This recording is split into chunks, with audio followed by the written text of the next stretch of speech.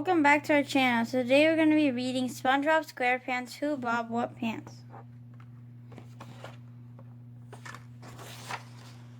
Good morning, Gary, sang SpongeBob. Isn't life great, he asked, picking up Gary and hugging him a little too tightly. Gary let out a loud growl. Later on his way out, SpongeBob bumped into his best friend Patrick. Oh, hey, Patrick. How goes it? SpongeBob asked.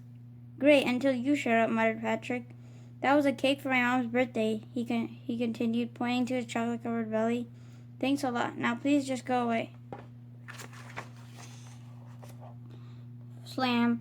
SpongeBob frowned and walked away. Next he visited his good friend Squidward. But Squidward just slammed the door in SpongeBob's face. SpongeBob felt even worse than he had before. He knew Sandy would be happy to see him. But as he walked into her tree dome, he tripped and splashed the water from his helmet all over her brand new robot. Sandy's face turned red with anger. Just go, she snarled. There was only one hope left, the Krusty Krab. But as he entered the kitchen, SpongeBob slid across the floor and knocked Mr. Krabs and his crisp dollar bills right into the fryer. If I were you, lad, I'd just get far away from me as possible, Mr. Krabs barked. Miserable, SpongeBob decided it was time to leave Bikini Bottom. Forever. Goodbye, Bikini Bottom, SpongeBob called out. Goodbye, life as I know it. After miles of walking, SpongeBob found himself in an unfamiliar place. There were new sounds and scary creatures. It was dark, and suddenly SpongeBob heard a loud noise. Afraid, he ran away as fast as he could. As he ran, SpongeBob tripped on a rock and tumbled down a tall cliff, bumping his head hard on the way down.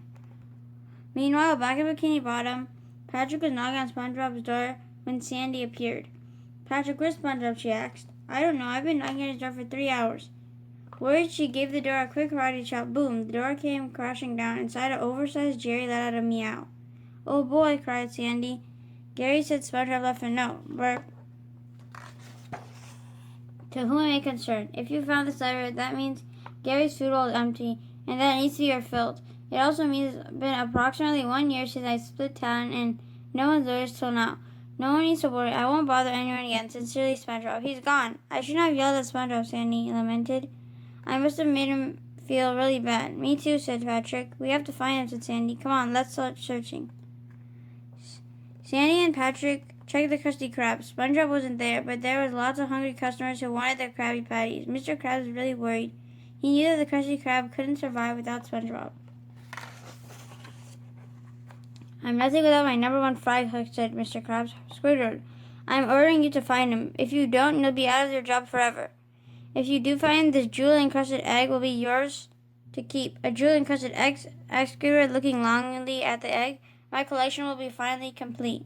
I'm on my way, sir. Back at the unfamiliar seas, SpongeBob finally opened his eyes and rubbed a large bump on his head. Then he noticed 2 fish kneeling down, looking at a pile of SquarePants. He went over to say hello. Oh, hello. We were just admiring your clothes, the fish told him. These are your brown pants, aren't they? The fish asked, showing him a pile of brown pants. I can't remember. I don't even know my name, said SpongeBob. All I know is that I hit my head and woke up here. That's too bad. Let's call you Cheesehead Brown Pants. Just then, SpongeBob felt something in his pockets. Hey, what's this? He said, pulling out a bottle of bubbles and blowing one. Not bubbles, shouted his new friends, and they ran away. SpongeBob started walking. Soon he found himself in New Kelp City. Grr. His stomach began to growl loudly. He needed food, but he didn't have a penny in his pockets. There was only one thing to do, get a job. But his fantastic bubble-blowing skills made every employer run away in fear. I don't understand, thought SpongeBob. Is something wrong with this place, or is it me? SpongeBob began to walking around the city aimlessly. To cheer himself up, he took out his trusty bubbles and began to blow. Bubbles will steady the old nerves, he said to himself. Bloop, feeling better already. Just then, out of the dark shadows came a group of scary-looking fish. They were big, they were mean, and they didn't want Bubbles on their turf. They called themselves the Bubble Poppin' Boys. They tried to catch SpongeBob, so he ran away as fast as he could. Then SpongeBob had an idea. He blew the biggest bubble ever and caught the Bubble Poppin' Boys inside. It floated far, far away with them inside, never to return. Citizens of New Kelp City flooded the streets with bubbles in celebration. Thank you, Cheese's Brown Pants, the mayor said to SpongeBob. You have restored bubble blowing to the streets. I appoint you the new mayor. Meanwhile, Sandy, Squidward, and Patrick continued their search. There he is, exclaimed Sandy. on the cover of that newspaper. He's mayor of New Kelp City. We gotta get there quick. When Sandy, Patrick, and Scooter got there, they were shocked by what they saw and heard. Citizens of New Kelp City, announced SpongeBob over a microphone. I'm not exactly sure what my mayor is, but as long as I'm wearing this hat, it will always be safe to blow bubbles in New Kelp City, or my name isn't Cheesehead Brown Pants. Cheesehead Brown Pants, asked Sandy. Who are you, asked SpongeBob. We're all your best friends, said Patrick. Sorry, all I remember is hitting my head, blowing some bubbles, and now poof, I'm the mayor. You must have lost your memory when you hit your head, said Sandy. Come back to Bikini Bottom with us. We're all really sorry we yelled at you, buddy.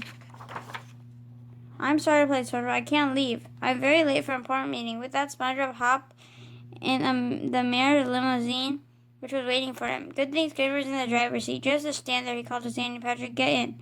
And off they rode, back to Bikini Bottom. Start frying up the patties, yelled Mr. Krabs cheerfully when he saw SpongeBob coming through the door.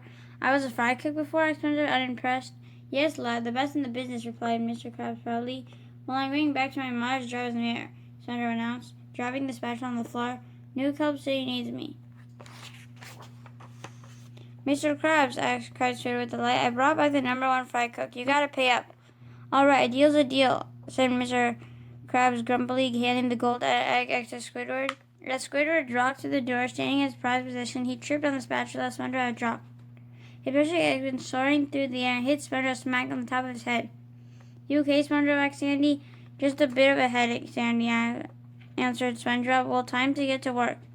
Patrick, Sandy, and Mr. Krabs all jumped with excitement. They were thrilled to have him back. Everyone was so happy that SpongeBob was back home. Order up, he called cheerily from behind the window of the Krusty Krab kitchen. Things were finally back to normal in Bikini Bottom. Thank you for watching. Hope you guys enjoyed Who Bob What Pants. And stay tuned for more book reads coming soon. Take care, guys. Happy holidays and keep on reading. We'll be back soon. Goodbye. Bye.